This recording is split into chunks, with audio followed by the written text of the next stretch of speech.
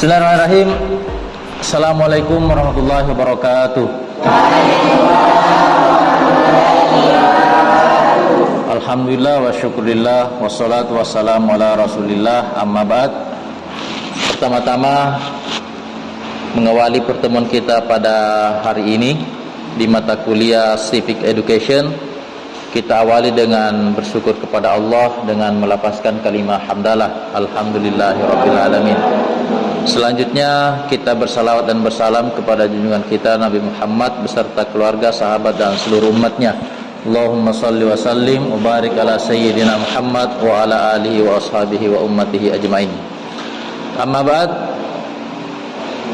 Seperti biasanya, hari ini kita awali pertemuan kita setelah bersyukur kepada Allah, bersalawat, kita kemudian sama-sama berdoa.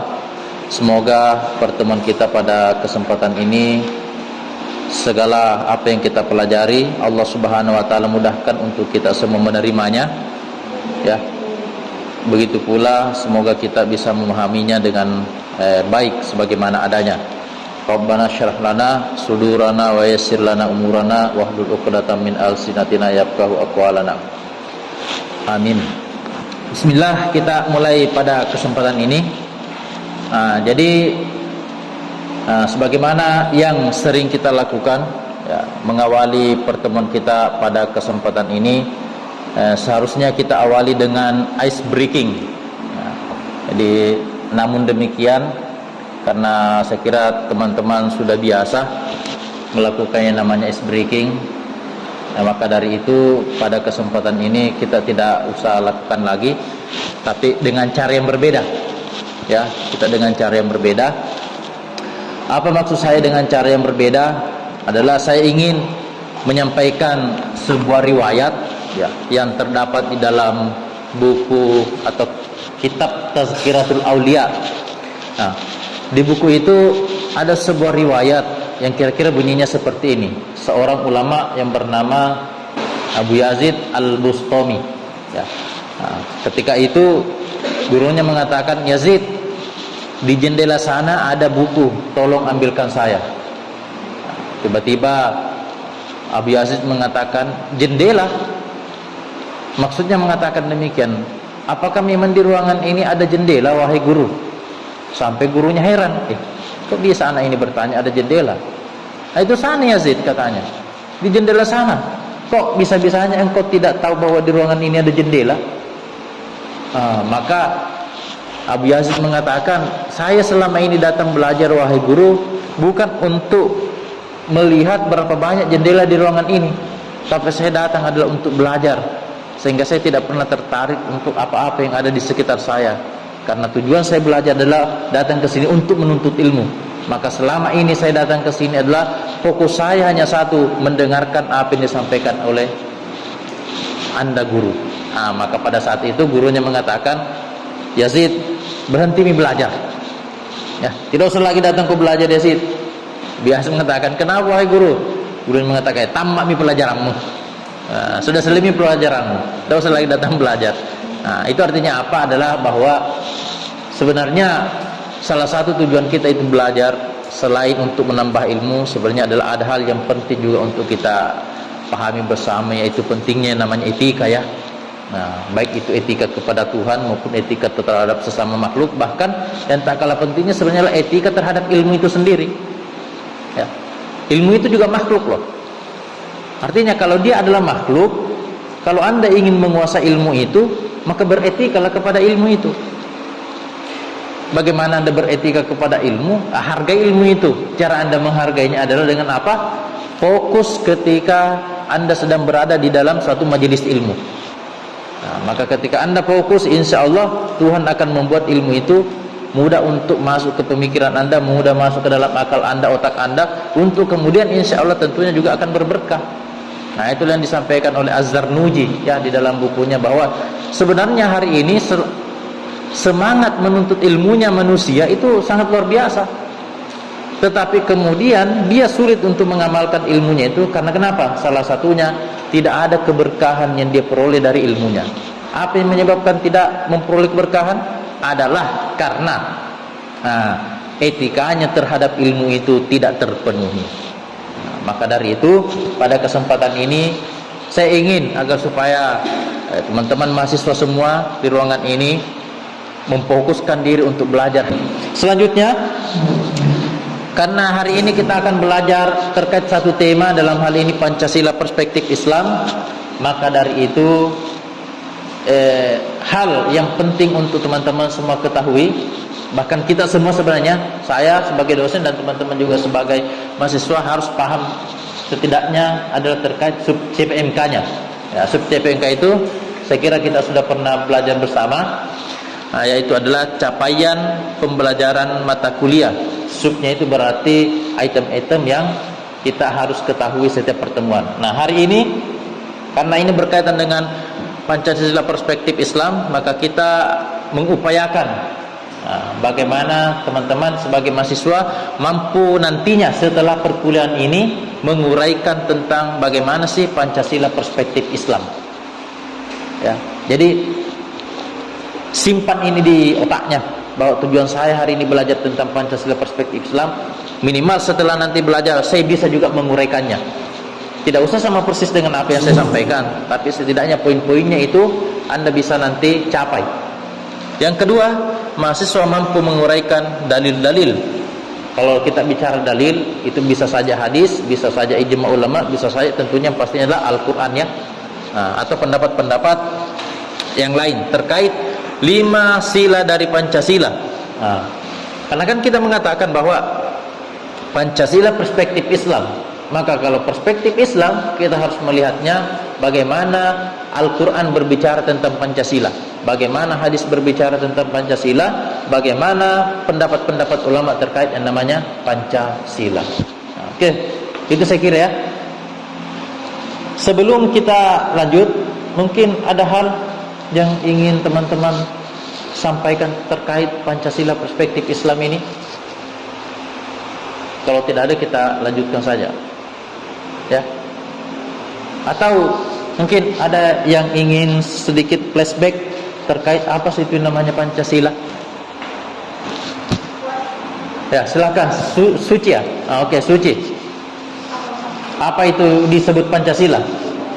Pancasila adalah dasar negara Indonesia yang terdiri dari 5 poin. Pertama itu Tuhan Yang Maha Esa, yang kedua kemanusiaan adil beradab, yang ketiga persatuan Indonesia, yang keempat keadilan kelembagaan dipimpin oleh hikmat kebijaksanaan dalam permusyawaratan perwakilan, dan yang kelima keadilan sosial bagi seluruh rakyat Indonesia. Oke, saya kira sudah dihafal mati ini semua sila dari Pancasila ya. Karena jangan sampai ada yang seperti kemarin, kayaknya bupati ya. Tidak usah sebut namanya ya. Ada bupati sampai dibully habis-habisan sama netizen oleh karena ketika beliau menyampaikan pidato ternyata Pancasila beliau tidak hafal. Saya kira ini Suci sudah bisa menggantikannya sebagai bupati ya, karena sudah hafal Pancasila. Nah, oke. Jadi Pancasila itulah dasar negara. Ada yang lain mungkin bisa disampaikan terkait Pancasila? Ada bisa wakil dari laki-laki mungkin, ini dari perempuan tadi. Apa yang Anda ketahui tentang Pancasila, sejarahnya, kapannya, yang jelasnya ada kaitannya dengan Pancasila? Ada? Apa kira-kira? Mungkin mengatakan Pancasila itu Pak dari bahasa Sanskerta umpamanya. Nah, ada? Siapa? Tidak apa-apa, jangan canggung. Nah, jangan canggung. Izul, silakan Izul. Jadi yang saya ketahui mengenai Pancasila Pak dari sisi historisnya, sejarahnya. Ya. Setelah disahkannya Pancasila sebagai dasar negara, tentunya terjadi beberapa kontra atau polemik, terutama di salah satu partai politik yaitu PKI. Nah, kemudian di situ akibat dari kesaktian Pancasila ini maka sampai jenderal-jenderal atau pemimpin-pemimpin kita sampai merelakan dirinya untuk bagaimana bisa Pancasila ini tetap bertahan sebagai dasar negara. Oke, saya kira itu dari segi historisnya bagaimana pada saat itu Pancasila diupayakan agar supaya disepakati bersama. Disepakati bersama, karena kita akan tahu kita masyarakatnya majemuk, ya. Kita inginkan ada satu, seperti tadi dikatakan oleh Suci, menjadikan sebagai dasar negara, di mana dasar negara ini disepakati oleh semua anak bangsa, semua suku, semua agama.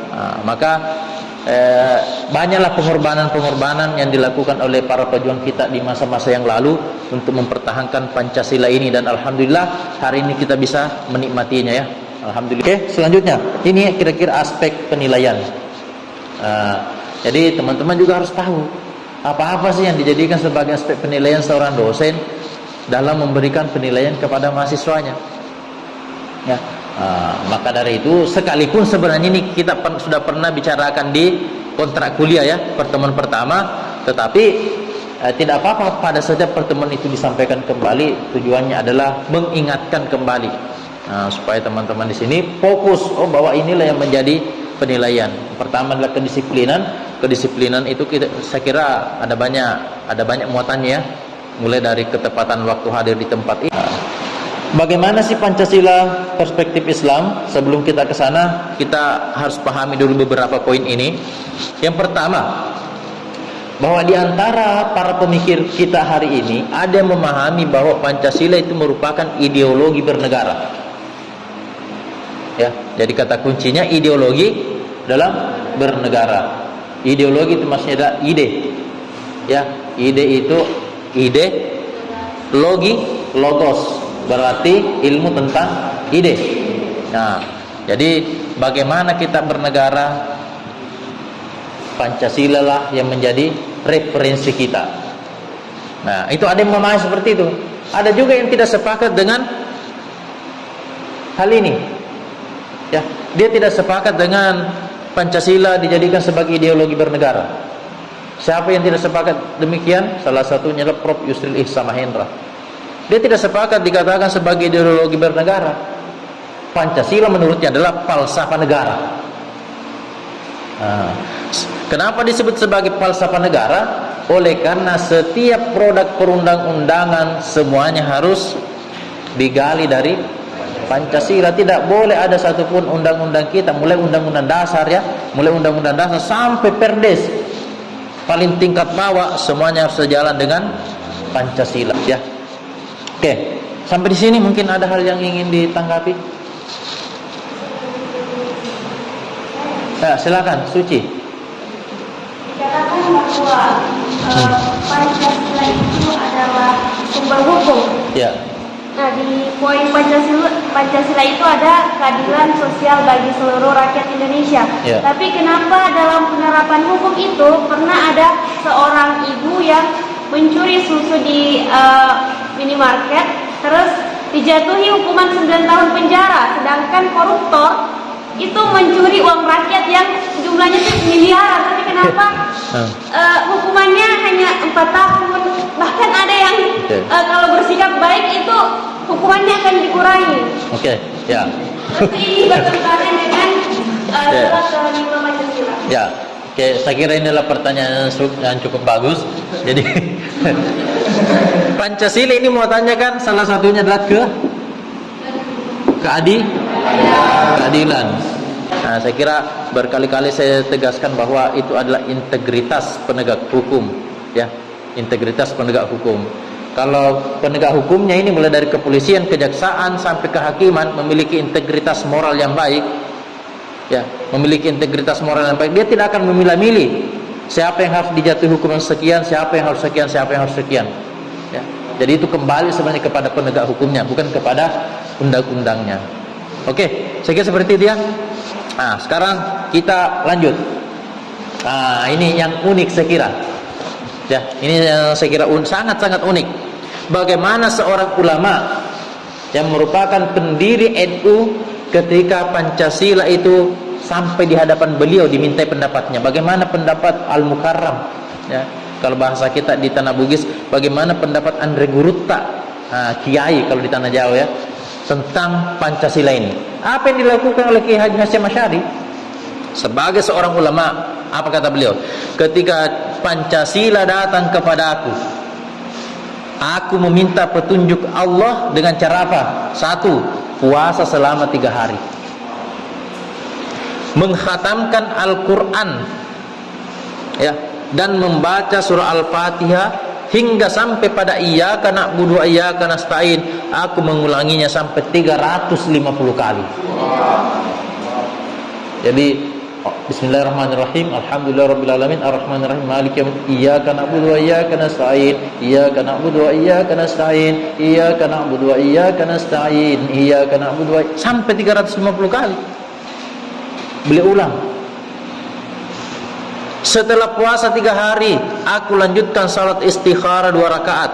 Rakaat pertama aku baca surah At-Taubah 41 kali. Bagaimana kira-kira lamanya itu 41 kali dibaca Taubah. Rakaat kedua saya baca surah Al-Kahfi 41 kali juga. Subhanallah. Nah, sekarang kita lihat bagaimana NU terhadap Pancasila. Coba dibaca. Ini namanya Arab Tegong ya. Jadi Pancasila. Nih. Nah, ketuhanan yang Maha Esa. Oke, sekarang kita lihat deklarasinya NU. Apa? Nah, deklarasi.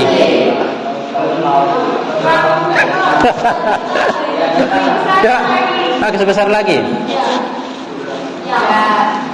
Tidak bisa ya.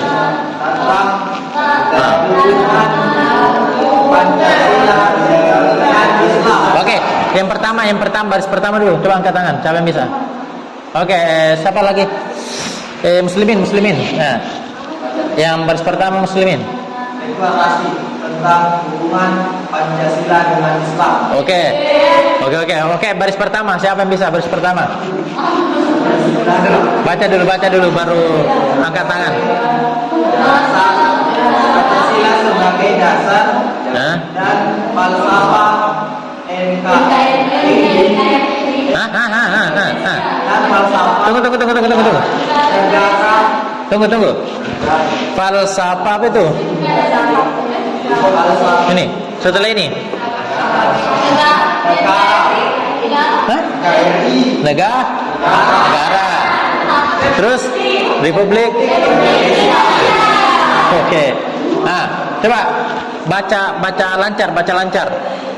Pancasila.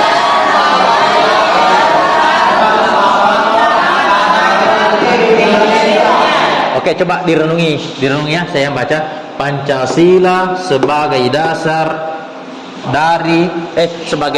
dan falsafah negara Republik Indonesia. Pancasila sebagai dasar dan falsafah negara Republik Indonesia. Ada 2, sebagai dasar dan falsafah. Baris kedua.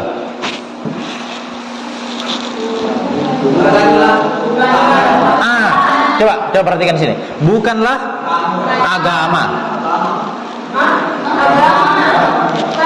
Kenapa? Ya, oke. Apa kira-kira maksudnya? Kenapa di sini NU mengatakan Pancasila itu dasar negara dan falsafah negara, bukan agama? Apa maksudnya? Kenapa Pancasila agama? Apa kita ini? Ada yang bisa sampaikan? Terikat dengan agama. Kenapa? Pancasila tidak terikat dengan agama. Tidak terikat dengan agama. Sepakat dengan pernyataan itu? Coba siapa? Oke, Pak. Pancasila bukan agama, tapi tidak bertentangan dengan agama Islam. Jadi maksudnya bukan agama? Artinya jangan sampai di Pancasila mau dijadikan seperti Al-Quran. Iya. Oke, bagaimana? Begitu maksudnya? Yang dikatakan bukan agama, tapi tidak bertentangan dengan Al-Quran. Sepakat dengan itu? Sepakat? Hah? Siapa ini tadi? Takwin. Sepakat dengan Pak Jumri? Berkaitan tentang tidak dijadikan Pancasila sebagai Al-Quran, ya sepakat. Tapi Pancasila itu bukan tidak agama. terikat oleh agama. Karena kan di Indonesia banyak agama. Oke. Tidak apa-apa. Itu satu pendapat. Adalah bagaimana dalil terkait Pancasila? Saya kira bisa kita temukan di dalam Al-Quran terkait hal semua itu. Yang pertama, ketuhanan. Ayatnya, Kul huwallahu ahad. Katakanlah bahwa Allah itu Esa. Yang kedua, apa sila Pancasila yang kedua? Kenapa tiba-tiba lupa? Kemuliaan dan beradab. Oke, ini Mumtahana ayat 8. La yanhakumullahu 'anil ladzina lam yuqatilunakum fi dini. Wala yukhrijukum min diyarikum. Coba artinya ya. Oke, sila yang ketiga. Persatuan Indonesia. Apa kira-kira ayat yang membahas tentang persatuan Indonesia?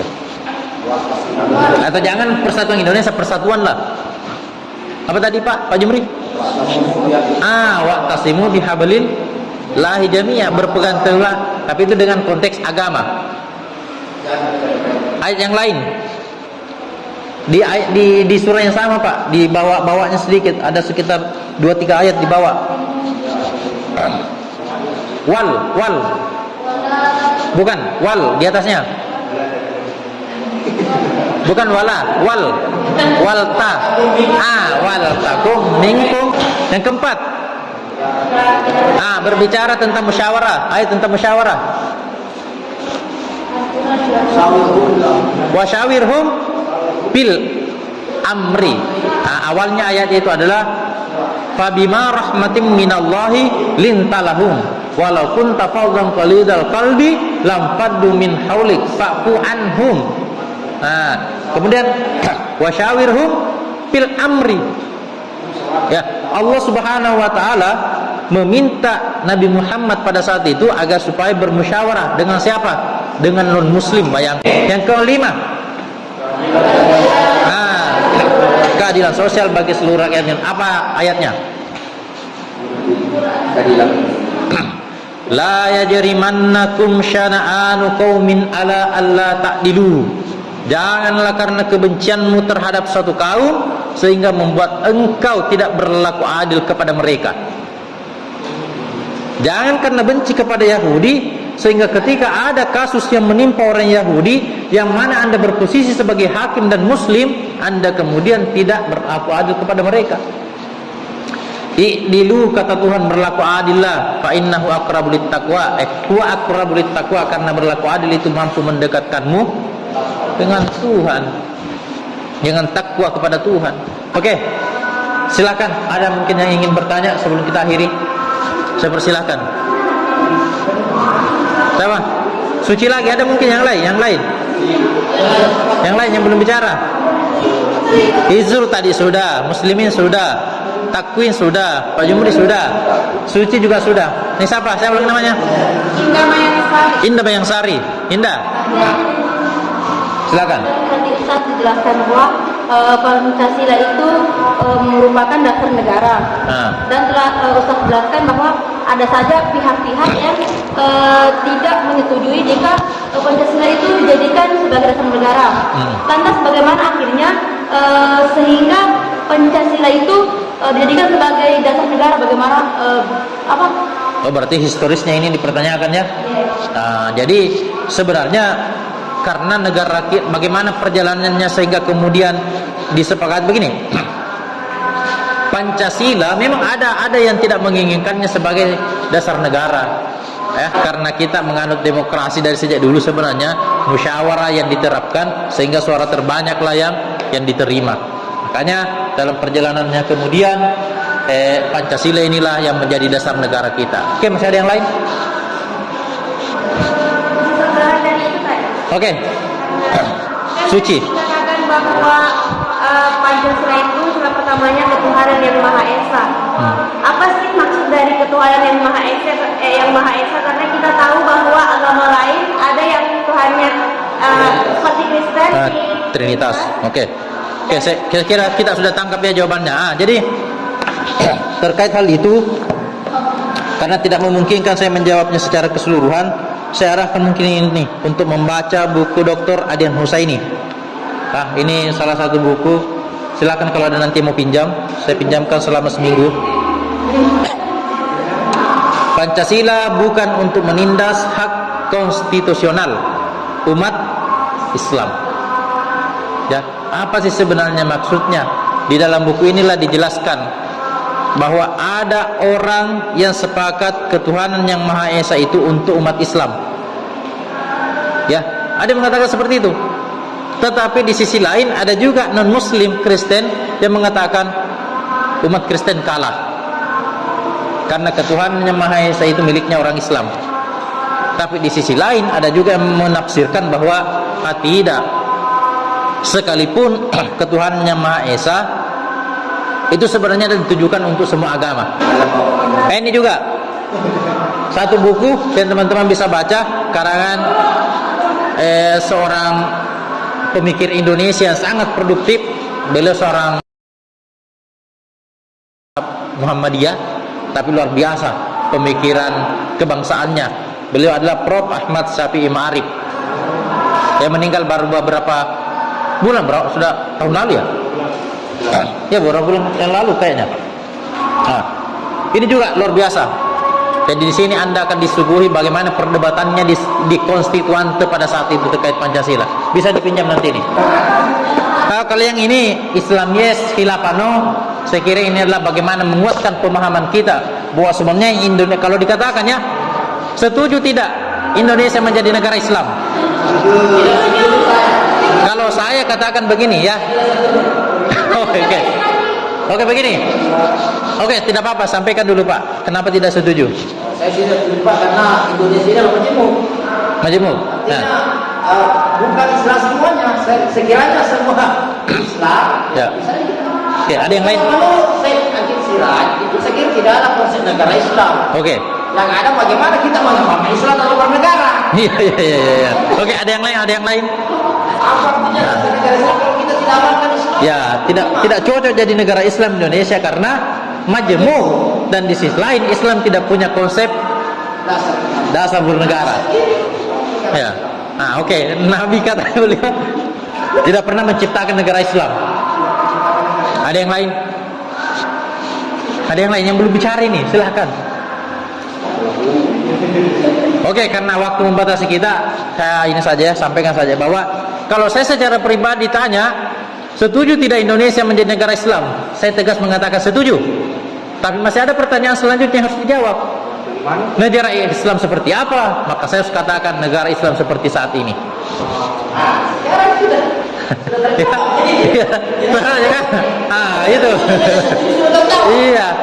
Makanya kan Prof. Mahfud MD mengatakan yang diingat sebenarnya khilafah yang sesungguhnya itu yang saat ini terjadi di Indonesia. Khilafah yang diangan-angankan oleh saudara-saudara kita yang lain itu sebenarnya utopia. Ya, hanya sebuah bayang-bayangan terciptanya sebuah negara yang di sini ada syair di sini yang dibuat oleh Nadir Syekh Husain. Tatap mata warganya begitu ramah. Senyum selalu mengembang bila berpapasan. Entah kenal atau tidak selalu menyapa, apa kabar? Warganya saling tolong menolong. Tak tahan melihat tetangganya kesusahan, apalagi sampai kelaparan. Tak ada rasa iri antar tetangga. Semuanya bekerja sama menjaga lingkungannya. Negeri Islam itu, pertanyaannya Nadir Syekh Husain, ada di mana sekarang? Negeri yang tadi kita persepsikan itu, imajinasikan itu, ada di mana sekarang? Kemana aku harus mencarinya? Ya Rob. Ini pantunnya beliau. Silakan nanti kalau ada mau pinjam ini. Ya, silakan nanti. Jadi ini ada 3 buku, masih ada buku sebenarnya 1 di rumah yang tebal berkaitan erat dengan Pancasila. Bahkan sangat erat karena sudah membahas terkait filsafat Pancasila. Prof. Kailan yang menyusunnya, tebalnya begini. Baru melihatnya sudah menelan sudah berkali-kali. Tapi itu kalau Anda mau melihat bagaimana filsafat Pancasila, saya kira itu bisa menjadi bahan rujukan. Kalau ada yang mau nanti pinjam, silakan japri saya atau datang saja ke rumah. Saya akan pinjamkan. Kalau ini saya sengaja bawa, belum saya buka plastiknya?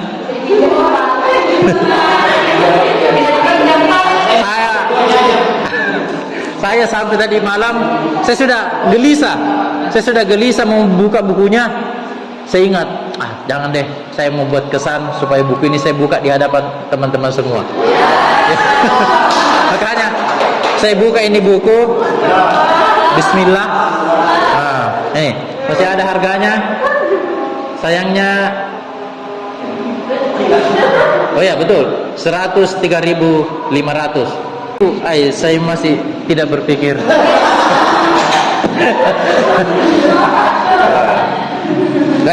Saya kira hari ini kita simpulkan ya. Kita simpulkan apa yang sudah kita pelajari hari ini. Bahwasanya sebenarnya Pancasila adalah suatu hal yang sangat-sangat luar biasa dirumuskan oleh ulama-ulama kita. Karena ternyata mampu menjadi falsafah negara, mampu menjadi dasar negara, mampu menjadi ideologi negara, mampu menjadi pegangan kita di dalam menjalani kehidupan bernegara berbangsa ini. Alhamdulillah, kita sebagai umat Islam tentunya selalu ingin agar supaya bagaimana setiap konsep, setiap kebijakan itu senada dengan nilai-nilai Islam. Dan luar biasanya ternyata Pancasila ini juga termuat kandungannya di dalam Al-Quran, di dalam hadis Nabi, ijma ulama, bahkan bukan ijma ulama, tetapi ulama-ulama akhir-akhir ini ya, ulama akhir-akhir ini banyak juga yang sepakat dengan adanya Pancasila. Dan bukan hanya kita sebenarnya yang ada di Indonesia, bahkan pemikir-pemikir dari luar Indonesia itu juga kagum dengan konsep daripada Pancasila ini. Sekira itulah pertemuan kita pada hari ini. Semoga apa tadi yang menjadi harapan kita di sub CPMK mata kuliah ini bisa terpenuhi. Saya kira ya, bagaimana teman-teman mampu menguraikan Pancasila perspektif Islam, dan yang kedua adalah mampu menguraikan terkait dalil-dalil yang terdapat di dalam sila Pancasila yang ada di dalam Al-Quran maupun hadis Nabi Sallallahu Alaihi Wasallam. Saya kira hari ini cukup sekian ya pertemuan kita. Kita aplaus untuk diri kita masing-masing. Terima kasih atas segala kerjasamanya. Mohon maaf atas segala kekurangan. Kita akhir dengan membaca hamdalah. Alhamdulillahirabbil alamin. Assalamualaikum warahmatullahi wabarakatuh.